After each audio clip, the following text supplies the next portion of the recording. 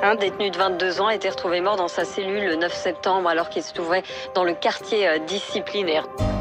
Un détenu de 26 ans s'est suicidé hier soir. Il était en quartier disciplinaire pour une sanction de 15 jours. Il était libérable en janvier. Frappé, cogné, humilié, des surveillants du quartier disciplinaire une nouvelle fois mis en cause. Le corps d'un jeune détenu est retrouvé pendu dans une cellule du quartier disciplinaire de la prison de Fresnes. Un suicide pour l'administration pénitentiaire, une mort suspecte pour sa mère et son beau-père. Le lundi 27 mai 2019, après une intervention musclée sur un détenu, M. Fofana Amara, il se serait pendu au quartier disciplinaire.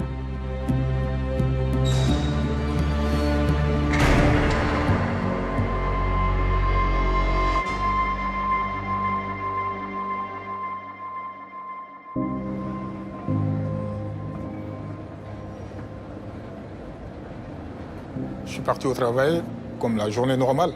On a fini le travail vers 16h. En sortant des métros, j'ai un coup de fil des numéros masqués. Ils m'ont dit, on a une mauvaise nouvelle pour vous annoncer. Votre frère Amara Fofana qui vient de décéder. Moi, j'arrive pas à comprendre. J'arrive pas à comprendre parce qu'il est en bonne santé. Il me parlait tout le temps de liberté conditionnelle. Je ne mets pas même une seconde dans ma tête que lui, il peut se suicider en prison. Pour moi, c'est impossible.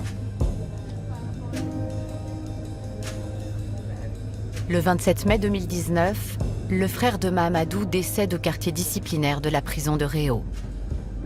L'enquête préliminaire conclut à un décès de type asphyxique par pendaison et est classé sans suite. Mahamadou n'a jamais cru à la version officielle du suicide de son frère et il a porté plainte. 4 ans plus tard, il se bat toujours pour savoir ce qui s'est réellement passé dans l'angle mort des caméras.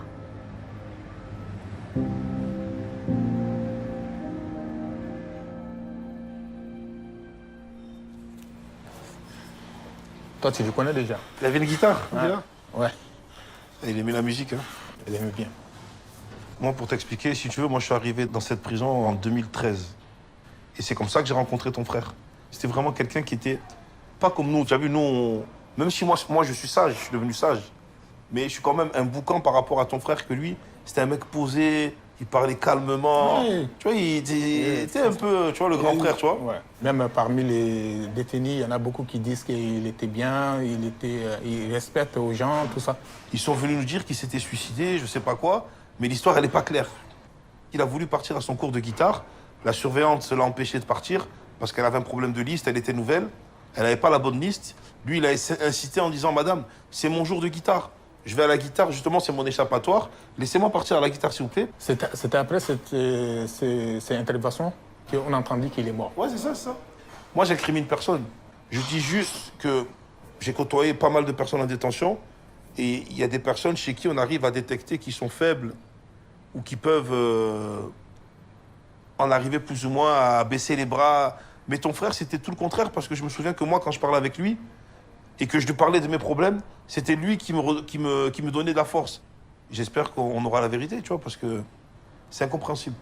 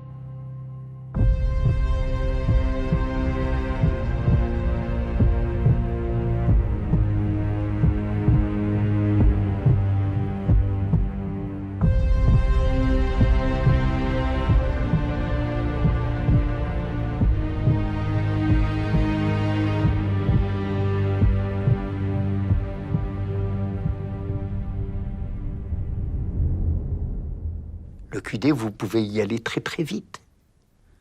Un surveillant, il suffit qu'il a passé une mauvaise nuit, qu'un mot qu'il ait mal interprété ou mal compris, et ça m'est arrivé. J'ai eu un surveillant qui, se sentant menacé, on m'a emmené au QD.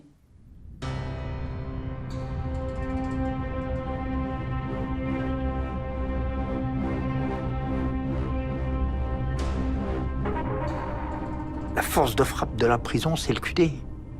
Tout est fait pour te montrer que tu rentres dans un monde très sombre. La lumière est volontairement vraiment abaissée de façon à que tu rentres dans un trou. Voilà, on te fait comprendre, tu rentres dans un trou. Vous n'avez aucun contact avec le surveillant. La nourriture, on vous la glisse sous la porte comme si vous étiez un animal, quoi.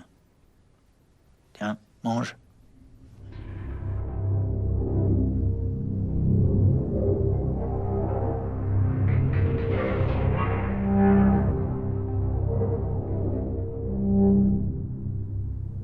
Le quartier disciplinaire, bien souvent, ça permet de gérer des détenus qui sont incontrôlables en cellule normale.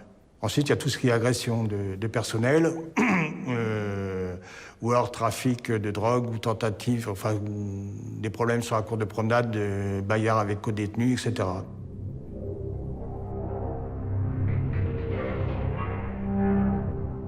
Le mitard, c'est la punition, c'est la prison à l'intérieur de la prison. C'est la prison comme on l'imagine quand on a peur, quand on est gamin. La plupart du temps, le placement en mitard, c'est en préventive. C'est-à-dire, il y a un conflit avec un surveillant, il déclenche l'alarme, tous ses collègues arrivent, t'es plaqué au sol, main dans le dos, t'es traîné au mitard, il arrive, il te plaque sur le lit, il te palpe, il te retire les chaussures, il te retire les lunettes, il te retire tout ce qu'ils veulent. Ils te mettent nu. Et genre pour vous fouiller quand vous arrivez au mitard. Et c'est pas vous rhabiller tout de suite. C'est à leur bon vouloir. S'ils veulent te laisser 1 heure tout nu, ils te laissent 1 heure tout nu. S'ils veulent te laisser 5 minutes, ils te laissent 5 minutes. C'est à leur bon vouloir.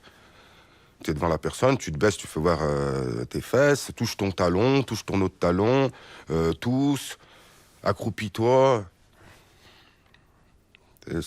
C'est dégradant, quoi. Les surveillants, ils sont tout puissants au mitard parce qu'ils ont aucun regard extérieur. Ils voient, les autres détenus ne voient pas ce qui se passe. Des fois, ils entendent gueuler et c'est tout.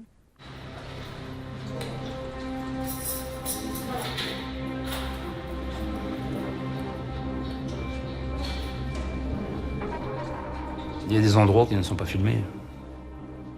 Il y a des angles morts. Une fois qu'on est rentré dans la cellule, il n'y a plus de caméra. Là, tout est possible. Tout est possible dans la cellule.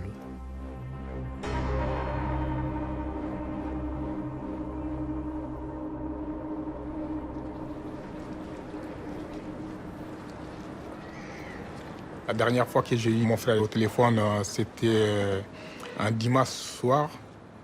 Il m'a dit bientôt, mon frère, je vais sortir, on va se voir tout le temps. Je ne savais pas que c'est la dernière conversation entre moi et lui. Il me manque, il est mort jeune. Quand je pense à lui, franchement, ça me fait quelque chose à la tête.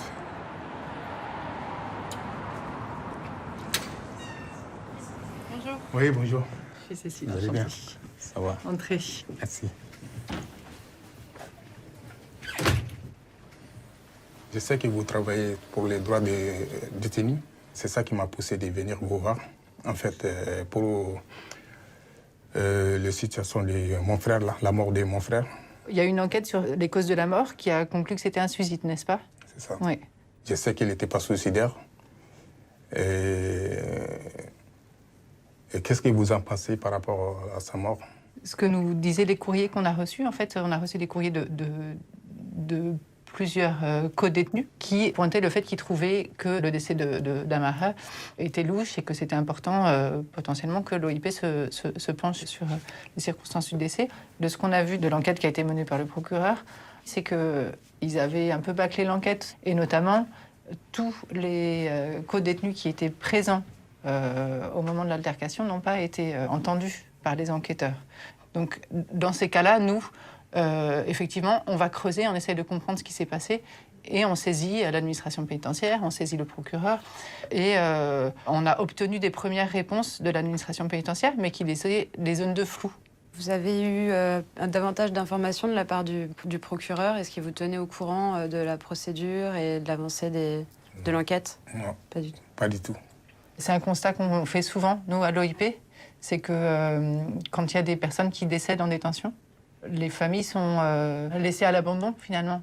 Et puisqu'il n'y a pas de transparence, puisqu'on ne vous donne pas d'informations, forcément, vous vous posez des questions. Ça veut dire qu'on me cache des choses.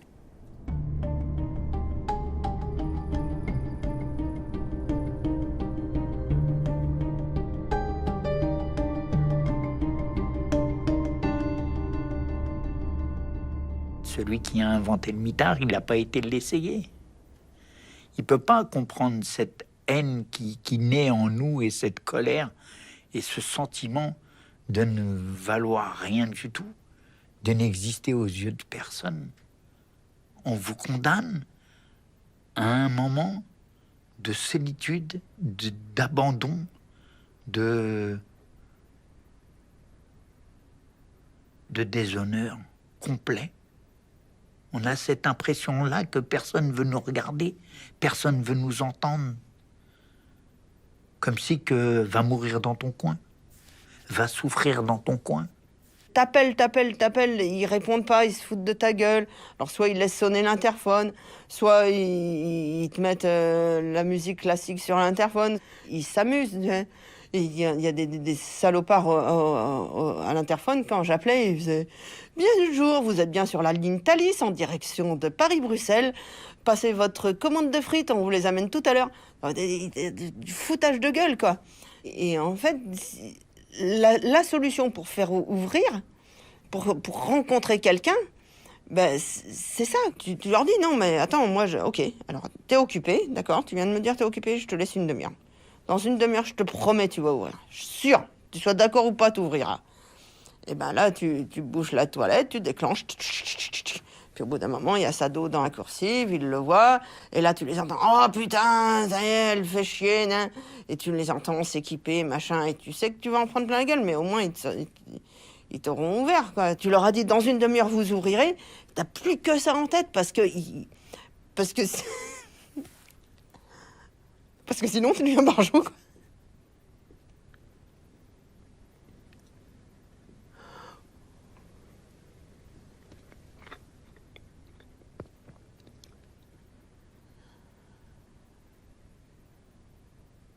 C'est un truc qui détruit la tôle. Et l'isolement encore plus. Il y en a qui sont devenus fous. Il y en a qui sont devenus fous au mitard. Il y en a beaucoup qui ont craqué. Tu peux faire une connerie.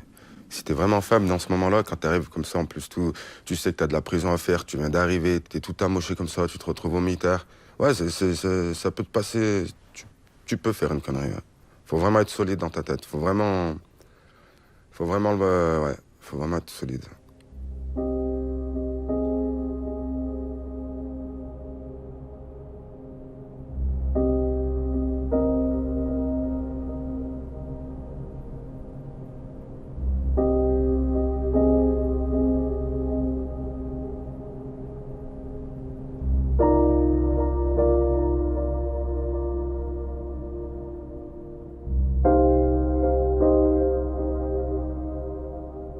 Je me trouvais dans l'atelier hein, et j'entends mon fils qui avait à l'époque 12 ans qui crie, mais j'avais jamais entendu de ce cri-là de sa bouche, quoi. Je me dis, qu'est-ce qui se passe? Mais pour moi, il s'était fait gravement mal, quoi. C'était la première fois que j'entendais ce cri de sa bouche, quoi.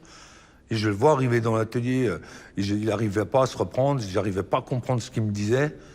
Et j'ai fini par comprendre qu'il m'a dit, papa, Sacha, il est mort. Qu'est-ce qu'il me raconte? Papa, vous n'allez pas vous suicider?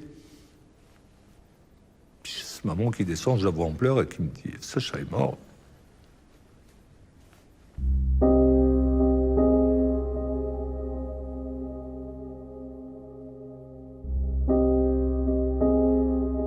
J'ai eu 3 jours de battement où j'ai dû choisir entre la vie et la mort.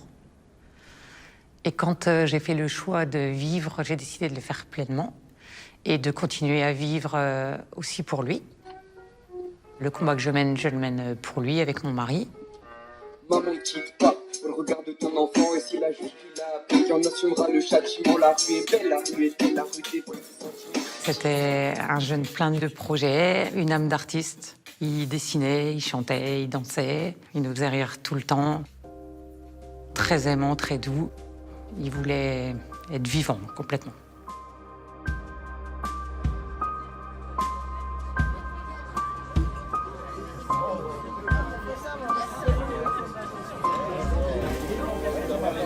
Bonsoir à tout le monde et merci d'être là. Voilà, Sacha est décédé, il venait d'avoir 18 ans. Il a été incarcéré pour avoir volé 2000 € dans la grande surface dans laquelle il travaillait. Ça lui a pris juste après Noël. Il a volé le contenu de sa caisse et il est parti, croyant vivre la grande vie avec les 2000 € qu'il avait volés. Il s'est fait attraper un mois après. On lui a mis 6 mois à Saint-Brieuc. Il était jeune et beau. Et il s'est quand même beaucoup fait embêter en prison, donc il s'est battu quelques fois. Il a pris une peine de mitard de 5 jours qu'il a mal supportée. Après, il a eu d'autres petites bagarres qui lui ont fait avoir du sursis. Et un jour, le jour de trop, il a pris 21 jours d'un coup.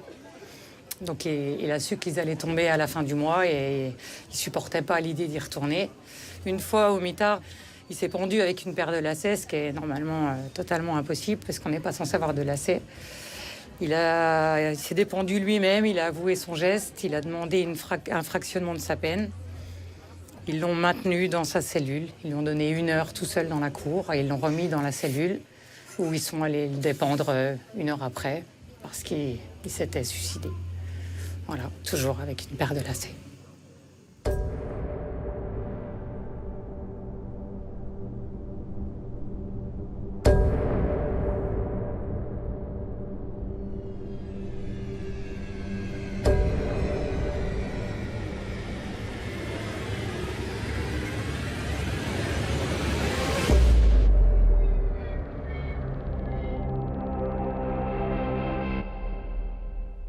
La question que je me pose, c'est comment se fait-il que le parquet, avec tous les éléments qu'il y a dans l'enquête, ait pu, je veux dire, classer cette affaire sans suite, quoi.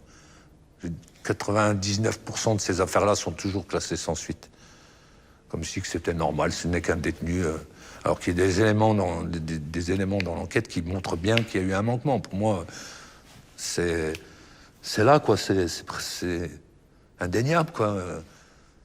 On a décidé de se constituer partie civile pour faire reconnaître la responsabilité de gens qui auraient dû porter secours à notre enfant et la responsabilité de l'État. On nous a demandé de verser une caution pour pouvoir se constituer partie civile. On l'a fait et depuis, on est sans nouvelles du tribunal.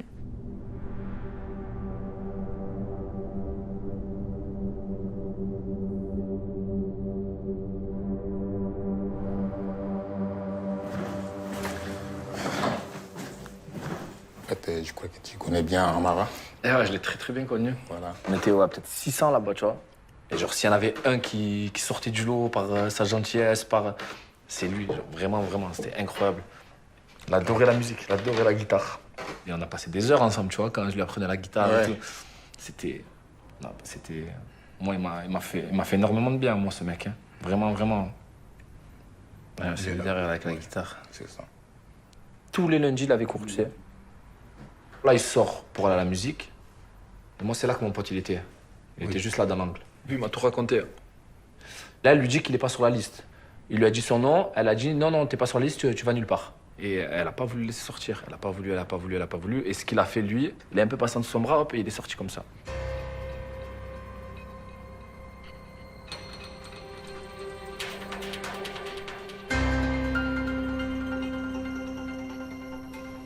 Tu le vois là qu'il est super calme. Ouais, c'est ça. Et de là, elle a appuyé sur l'alarme. Elle a dit ouais, il est passé de force. Et de là, ils sont tous sortis. Et là, ils sont direct allés l'attraper.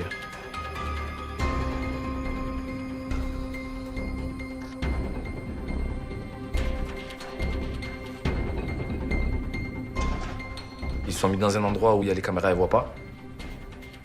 En fait, dans tous les étages, c'est la même chose. Cet endroit-là, il n'y a pas de caméra. Ils l'ont tiré là-bas et ils étaient tous sur lui.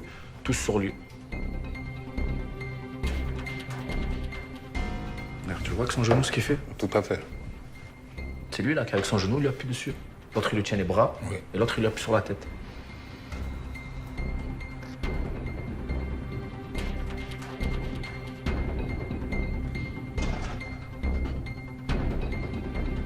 Et là il l'amène dans la salle de fouille là. Ça c'est la salle de fouille. C'est ça. Il rentre combien dedans? Presque une dizaine. Ça. Ils sont plus que 10 même là. Regarde.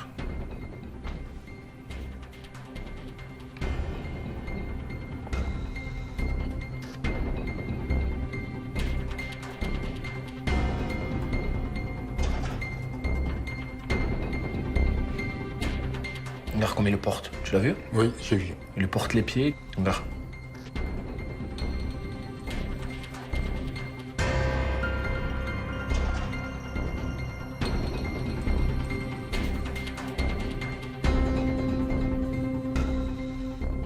Et là, il a perdu la force. Là, il en pouvait plus, là. Il était épuisé, tu le vois. Ah là. C'est ça l'entrée du mitard.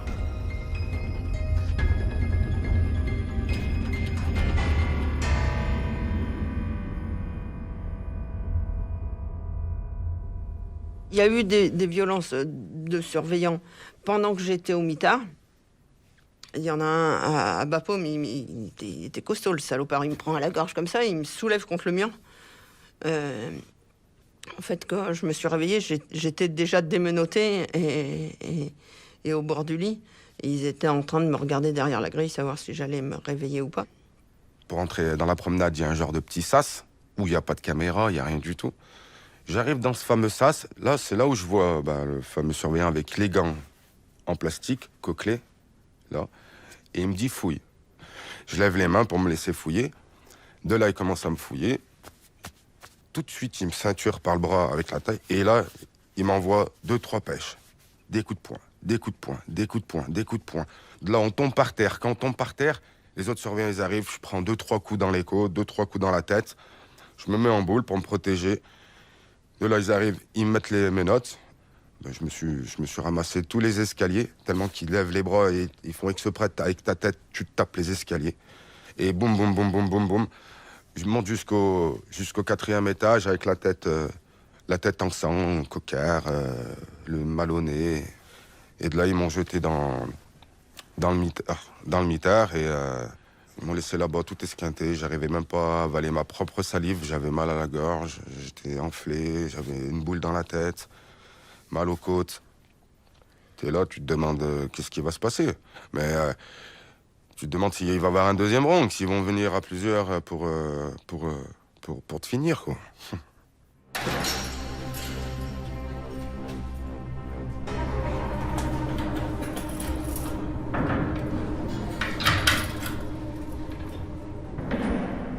Le comportement des personnes au quartier disciplinaire peut vraiment donner lieu à toute forme d'abus de part et d'autre. Vous avez des personnes qui ont l'art et la manière de jeter aux membres du personnel leurs excréments, de l'urine, avoir des comportements particulièrement ignobles et odieux et générer en retour effectivement des comportements difficiles parce que les surveillants ils ne sont pas là pour se faire insulter ou traiter de la sorte, donc ils réagissent et s'ils perdent leur sang-froid, ça peut aller très loin. Couper l'électricité, oui. Arroser à la lance incendie, oui. Tout est possible. Bien sûr que j'ai déjà eu à traiter des violences de surveillance sur des détenus. C'est déjà arrivé à de multiples reprises. On a des agents qui sont équipés, casques et puis boucliers, gants, enfin toute la protection, tenue par coup, le gilet par coup. Donc avec les boucliers, ils bloquent le détenu et on lui menotte les mains dans le dos et on l'accompagne au quartier disciplinaire. Bon, je ne cache pas que bien souvent, comme ils sont très, très vindicatifs, il y a des coups qui partent. Ou je dirais c'est la coercition qu'il faut utiliser pour obliger le gars à l'accompagner au quartier disciplinaire. Normalement, c'est un force strictement nécessaire. Alors moi, je sais que lorsque j'étais responsable du quartier disciplinaire à Nancy, je montais tout de suite au quartier disciplinaire, justement pour éviter tout excès de violence vis-à-vis du détenu. C'est vrai que des fois, c'est 10 surveillants sur le détenu. On ne sait plus où est le détenu, d'ailleurs. D'ailleurs, moi, j'ai pris un coup de poing. L'attroupement était tellement... qu'il y avait des coups de poing qui partaient. D'ailleurs, qui n'étaient pas nécessaires, puisque le détenu était au sol. Et c'est moi qui ai pris le coup de poing. Donc moi, j'ai été ouvert là. Et il était destiné au détenu, ce coup de poing. Mais il n'y a pas besoin de lui mettre un coup de poing, il était maîtrisé. Du moment qu'il est maîtrisé, il faut arrêter. Et on dirait qu'il y en a certains qui ont du mal à s'arrêter. Moi, une fois, je suis intervenu parce que j'ai vu un collègue frapper un détenu qui était menotté, qui était au sol, qui était maîtrisé, menotté, qui était tranquille, et le surveillant est arrivé, il a donné un coup de poing. La violence, elle est à tous les niveaux, hein, de toute façon. Moi, j'ai vu des surveillants violents, des premiers surveillants, des officiers et même un directeur, quoi. Un directeur qui a frappé un détenu qui était maîtrisé, menotté, et qui était tranquille, qui allait, on accompagnait au quartier disciplinaire, voilà. Et puis j'ai vu le directeur l'attraper et puis lui donner des coups de genou, quoi, dans le ventre, dans la cuisse.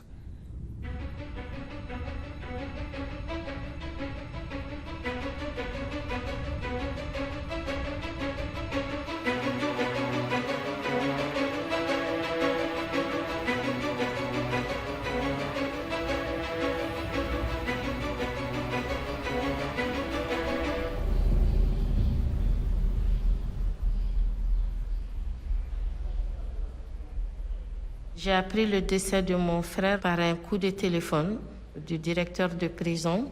Ils me disent qu'il y a eu l'intercation avec les surveillants, que mon frère était agité, qu'il est décédé suite à l'intercation, mais pas plus.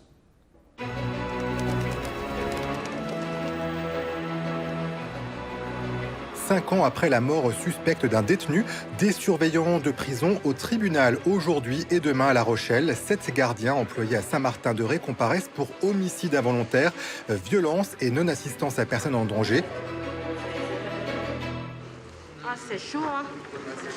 Ah non, c'est pas bon.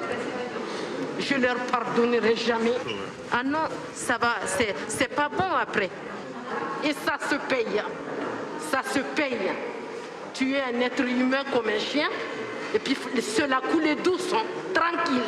Je pardonne pas. T'as raison.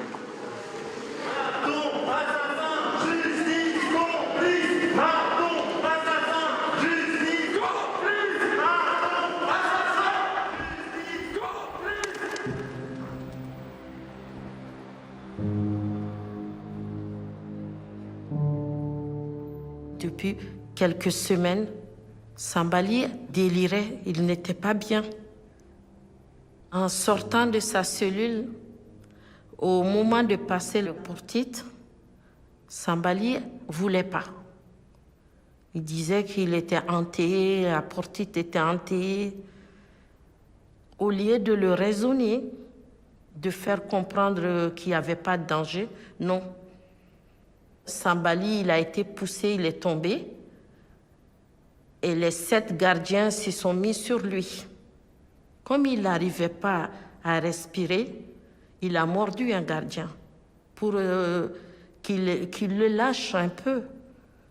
Et c'est ça qui est parti en tabasse, bâillonné, mélotté. Et il y a le bâillon qui était sur le nez, donc il ne trouvait plus l'air. Ils l'ont amené dans une cellule, la tête sous un lit, toujours bâillonné, mélotté, son pantalon baissé avec l'excrément partout. Il y a un des gardiens qui disait même à ses collègues qu'il est tellement lourd qu'il fait le poids des morts. Il était déjà mort. Il était déjà mort quand il est arrivé au quartier disciplinaire. Il était déjà mort. Personne n'a pris le temps même de respecter son état, de le respecter en tant qu'humain.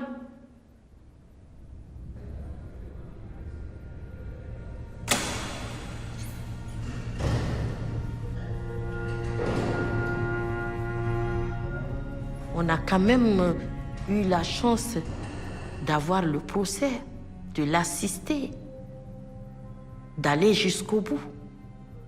Mais la décision finale de la justice a été une déception.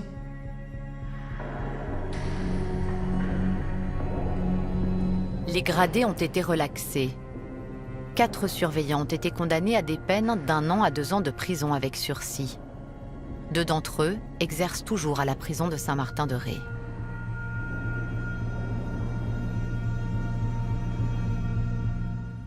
On a fait un combat qui a abouti, enfin, pas à grand-chose. On ne peut pas faire de deuil en disant que les gens qui ont tué notre frère continuent à exercer tranquille leur métier.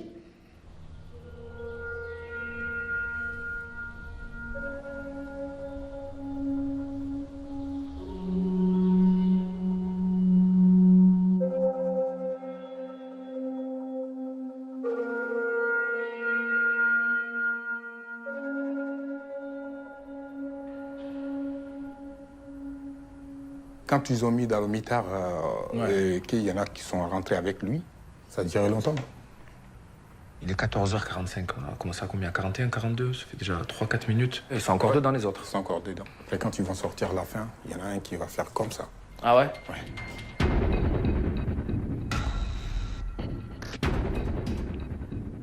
T'as vu ce qu'il a fait? Ah ouais, comme si il était en train de montrer ce qu'il avait fait.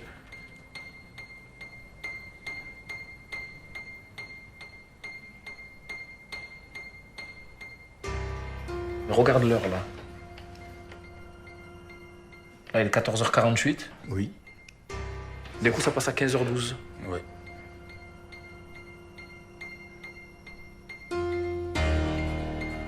Il manque 24 minutes. Et ça, il explique comment? Il donne pas d'explication. La vidéo, elle reprend à la seconde où il regarde son œilleton. Voilà, hein? c'est ça. Là, ils font rire. Et après, c'est là qu'ils l'ont découvert. J'arrive pas à comprendre comment ils peuvent ne pas s'expliquer sur ça. Tu vois? Comment c'est possible? Genre quand il y a 20 minutes de vidéos qui disparaissent, qu'il y a un mec retrouvé mort. C'est là que je m'inquiète aussi. C'est là qui m'a choqué. Bah, c'est incroyable. C'est incroyable.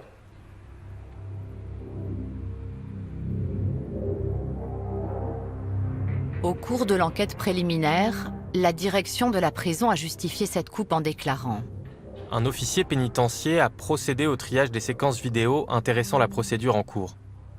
Si cette séquence manque, c'est que l'officier n'a rien constaté d'anormal. Les enquêteurs n'ont pas insisté pour récupérer ces images, que l'administration pénitentiaire était pourtant tenue de remettre à la justice.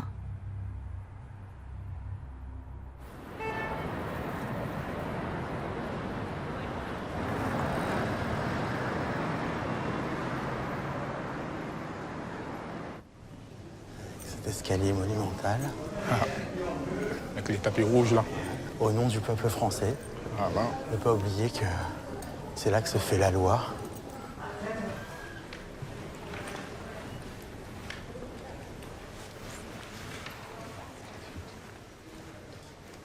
Bienvenue au Sénat. Asseyez-vous, content de vous recevoir. Ça...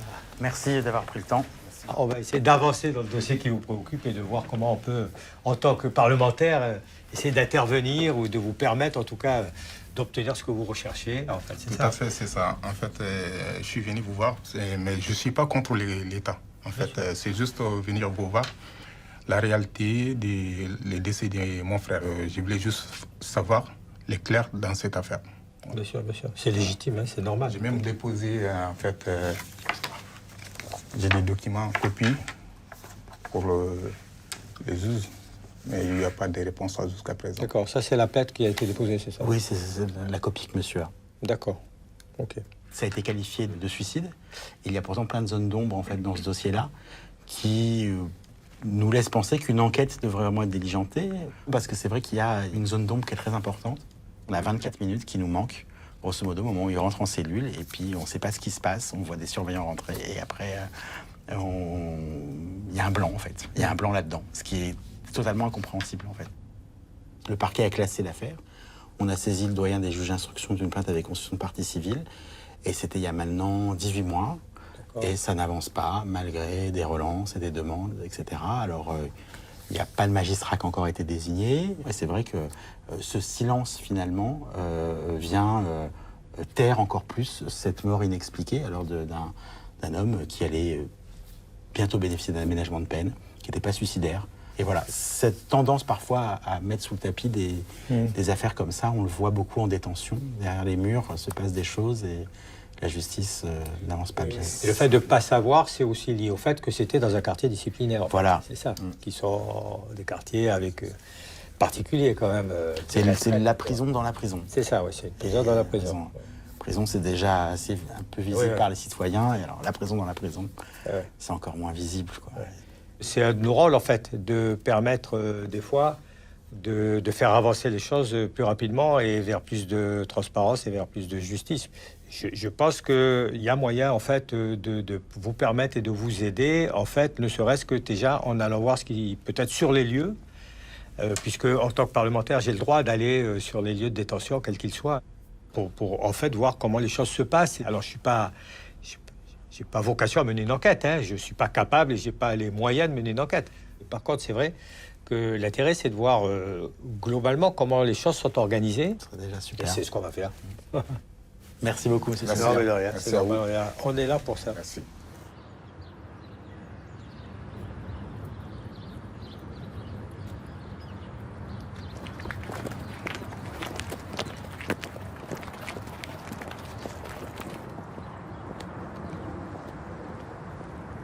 Oui, bonjour. Je suis Guy Bénard, je suis sénateur des Bouches-du-Rhône et je fais une visite du quartier du centre pénitentiaire accompagné d'une équipe de journalistes puisque c'est ce qui est permis. Donc je voudrais rentrer, s'il vous plaît. On n'est pas au courant, on va se renseigner. Non, il n'est pas au courant, bien sûr, oui, c'est normal. Je comprends. Et on est obligé d'attendre là, alors. Ah oui, par contre. Tant qu'elle ne nous confirme pas votre entrée, même si c'est possible, on attend. Oui. Bon, on va attendre, j'espère pas trop longtemps, parce que c'est obligé. De toute façon, elle ne peut pas faire autrement que de laisser rentrer. Sinon, ce sera la force des baïonnettes. Non. Si. Force est à la loi, vous avez le droit de rentrer.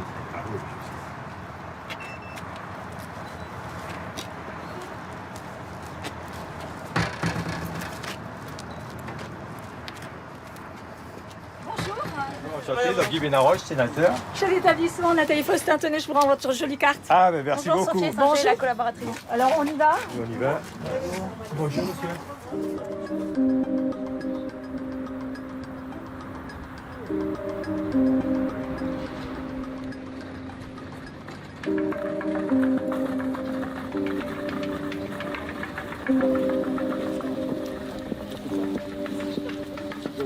Vous êtes très intéressé par le QD? C'est-à-dire que c'est le quartier disciplinaire, c'est un vrai sujet aussi. Ah oui, au niveau de prévention suicidaire, tout, Voilà, je comprends.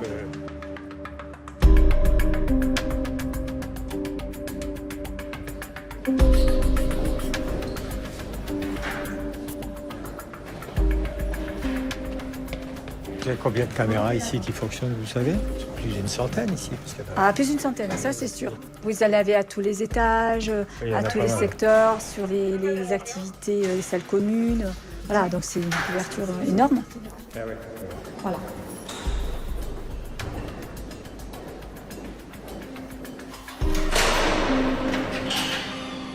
Alors là, on rentre dans le quartier disciplinaire.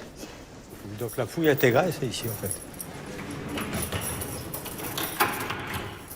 Donc ça, ils passent tous ici obligatoirement. D'accord. Donc, de toute façon, la fouille intégrale est obligatoire. C'est obligatoire. Elle est obligatoire. Ne serait-ce que pour notre sécurité, parce qu'on ne sait pas ce qu'il peut y avoir, et pour sa sécurité à lui.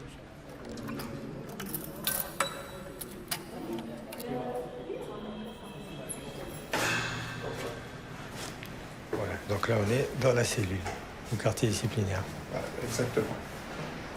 Donc vous avez vu, tout est scellé au sol, d'accord? Il y a une surveillance plus importante en quartier disciplinaire. Toutes les heures. Plus importante en personnel, donc vous venez toutes les heures. Tout à fait. Même pendant la nuit, donc je suppose. Tout à fait. Tout à fait. Et puis, je vous rappelle que toutes les cellules sont dotées Voilà, d'interphonie. Une interphonie, ouais. Oui, ça, c'est pareil, on l'a vu. Mais il n'y a pas de caméra dans les cellules. Dans les cellules, il n'y a pas de caméra, Il n'y a jamais. pas de caméra dans les cellules. Non. Donc là, la caméra, elle est juste sur le Elle est devant. juste à l'extérieur. Elle est juste à l'extérieur, c'est ça, ouais. Mais après, on a aussi dans l'esprit les professionnels dans leur pratique, ce sont des secteurs spécifiques. Donc en tout état de cause, il y a une vie. Voilà. Bien sûr, c'est pour ça. Mais je vous pose la question parce que vous savez bien que, par exemple, sur les taux de suicide ou autres, ils sont supérieurs dans les quartiers de discipline. On est bien d'accord. Voilà, donc c'est pour ça que je pose la question. Et c'est pour ça que nous, on est particulièrement vigilants sur les personnes détenues. Si la personne est vulnérable, si elle est suicidaire, si elle nous fait comme quoi elle va pas bien, on va la placer en cellule de protection d'urgence. Nos quartiers disciplinaires, on a été labellisés, c'est-à-dire qu'en fait, on respecte les règles pénitentiaires européennes. On a un auditeur qui est venu vérifier notre façon de fonctionner, si on traçait bien les choses, si les règles élémentaires étaient respectées, les droits des personnes détenues. Voilà. Donc on a été labellisés. J'ai l'honneur et le prestige de vous dire qu'on a reçu notre labellisation, donc on est ravis. Voilà.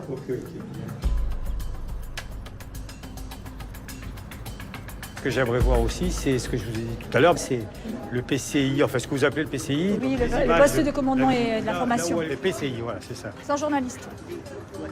Voilà. Enfin, sans caméra. Oui, parce que sans photo. Sans photo, sans caméra, oui, sans prise de vue, sans rien. C'est un poste sécuritaire. Ouais.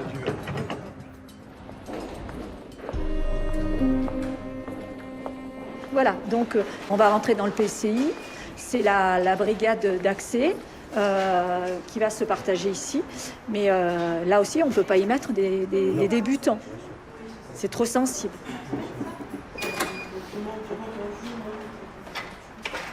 C'est bon? Allez, on va rentrer nous. On va rentrer avec le preneur de son. Bonjour. Voilà. Bonjour madame. Bonjour. Voilà, donc tout est centralisé ici. Voilà. Mais après, tout ce que vous avez ici en réception d'images, c'est conservé, c'est enregistré. C'est enregistré, mais on a un enregistrement de 48 heures, puisqu'après, tout est écrasé. Au bout de 48 heures Nous, on a un gros problème, c'est 48 heures. C'est au niveau de notre contrat, parce que normalement, ça doit être 3 semaines. Ben oui. Eh ben non. Ben va chez nous. Voilà. Si se passe, je sais pas moi. Si se passe quelque chose que je le sais, on va sauvegarder. Le juge va avoir besoin de voir. On va sauvegarder. Mais sous réserve qu'on soit dans les délais des 48 heures. Donc on va les avoir, évidemment, il faut qu'on les transmette. Et les collègues de force de l'ordre ainsi que ils vont venir chercher les éléments. Parce que l'objectif, c'est, comme on dit souvent, c'est plus il y a de transparence, mieux c'est. Ça, c'est la règle d'or.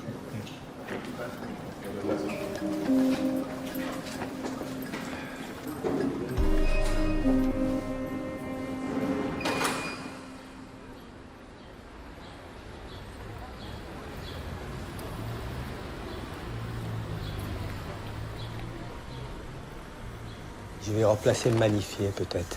D'accord. Je vais mettre exacerbé. Ok. En fait, il faut trouver une façon d'exprimer ça qui soit différente, en fait. Je me demande si on n'a pas intérêt à l'enlever. C'est-à-dire si on ne mettrait pas, par exemple, et je me dois d'évoquer les doutes portés sur les mauvais traitements et le manque de transparence et de traçabilité, qui, hélas, font croître les doutes et les suspicions. Oui. Vous voyez, c'est parfait. Ma question s'adresse au ministre de la Justice et concerne les quartiers disciplinaires. Ces lieux ne sont pas perçus par hasard comme des lieux de moindre droit.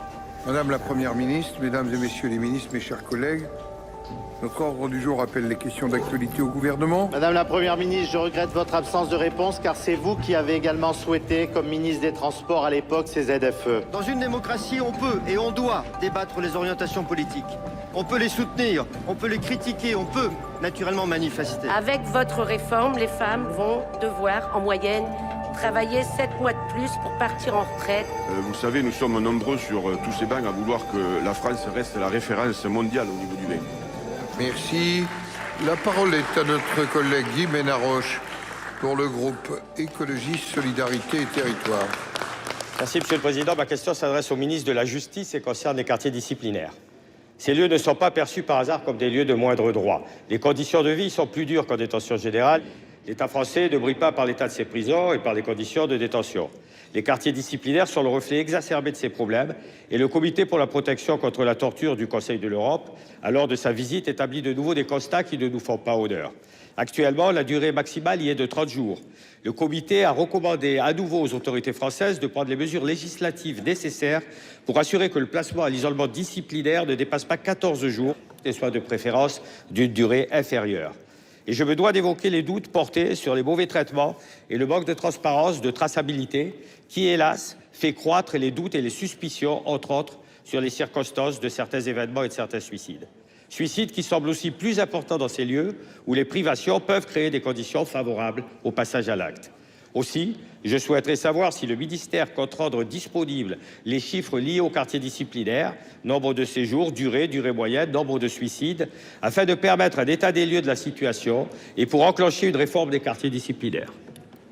Pour vous répondre, la parole est au garde des Sceaux, ministre de la Justice, M. Éric Dupond-Moretti. Merci, Monsieur le Président du Sénat, Mesdames et Messieurs les sénateurs. Monsieur le sénateur Benaroche, je vous communiquerai très volontiers les chiffres. Je vais demander à la direction de l'administration pénitentiaire de me les communiquer.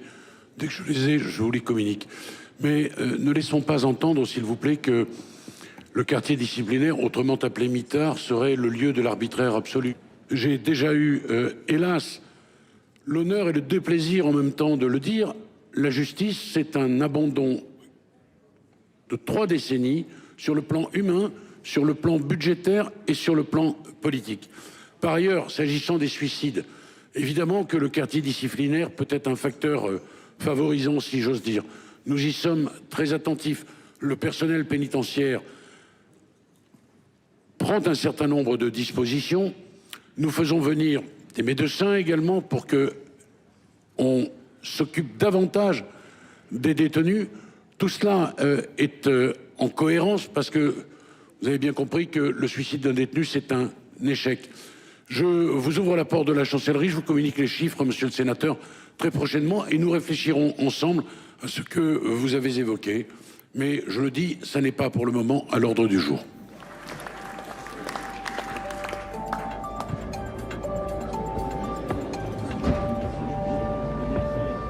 Malgré plusieurs relances, le sénateur Guy Benaroche n'a pas obtenu les chiffres demandés.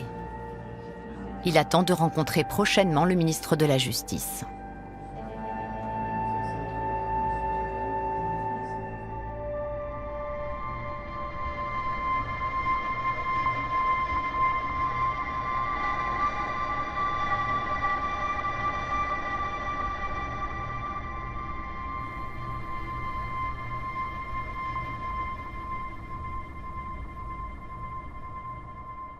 Vous êtes en relation avec le tribunal de grande instance de Melun. Merci de bien vouloir patienter ou de renouveler votre appel. Tribunal, bonjour. Oui, bonjour madame, pourrais-je avoir le secrétariat du doyen des juges d'instruction, s'il vous plaît? Merci beaucoup. Service instruction, bonjour. Oui, bonjour madame. Maître David à l'appareil, avocat au barreau de Paris. Je vous appelle parce que je n'ai toujours pas la désignation du magistrat instructeur dans un dossier. C'est une plainte que j'avais déposée en mai 2021. C'est à quel nom, s'il vous plaît? Le nom, c'est monsieur Fofana Mamadou. D'accord. C'est Madame Delcoigne. D'accord. Depuis quand, c'est madame Delcoigne? 22 août, d'accord, ok. Merci pour cette information. Je vous en prie. Au revoir. Au revoir, maître.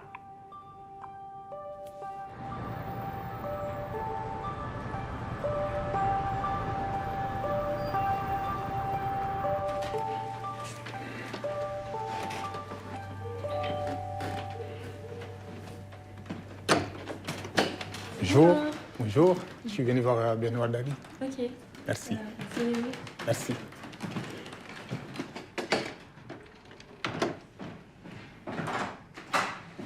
Bonjour, monsieur Fofana. Bonjour, Benoît. Je vous en prie. Installez-vous. Merci. C'était important qu'on se voit aujourd'hui pour qu'on puisse un peu faire le point sur le dossier de votre frère. D'accord. Parce qu'il y a un peu du nouveau. Ça fait 6 mois qu'en fait, il y a un juge et on ne nous a pas avisé. Alors que la procédure veut, lorsque le juge d'instruction est désigné, on avise la partie civile. Ce que vous êtes partie civile. Et vous voyez, c'est très important, Mamadou, de se rendre compte que vous n'avez pas été avisé, c'est-à-dire que vous n'avez pas été informé qu'un juge d'instruction avait été désigné, ni moi non plus, parce que tant que vous ne le savez pas, vous ne pouvez pas demander à ce que certains actes, c'est-à-dire certaines auditions, certaines enquêtes soient faites par le juge. Quand vous êtes, comme vous, partie civile, vous avez un droit qui est de dire au juge, voilà, Moi, je pense qu'il faudrait regarder dans telle ou telle direction. Moi, je pense qu'il faudrait entendre telle ou telle personne. C'est des éléments qu'on peut demander. Et sans vous le dire qu'il y a un juge qui a été désigné, ben, vous ne pouvez pas le faire, ça. Vous ne saviez pas que vous aviez le droit de faire, en fait, depuis le mois d'août. Voilà. Je ne sais pas quoi il faut dire. Maintenant qu'on sait qui est le juge qui a été désigné, on peut enfin faire des demandes d'actes. Notamment faire entendre les détenus qui n'ont jamais été entendus, les surveillants qui n'ont pas été entendus, pourquoi il manque 24 minutes dans les vidéos. C'est ça.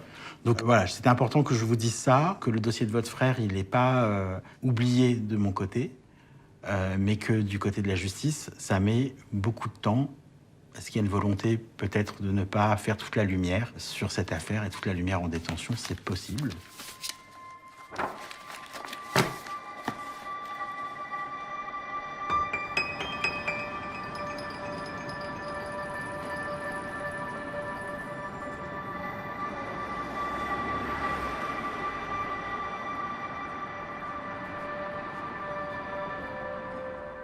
Combien de détenus sont décédés comme ça, je ne sais pas. Je sais quand même que mon frère n'est pas le premier. Et s'il faut tout faire aujourd'hui pour que ça s'arrête, il faut que ça s'arrête.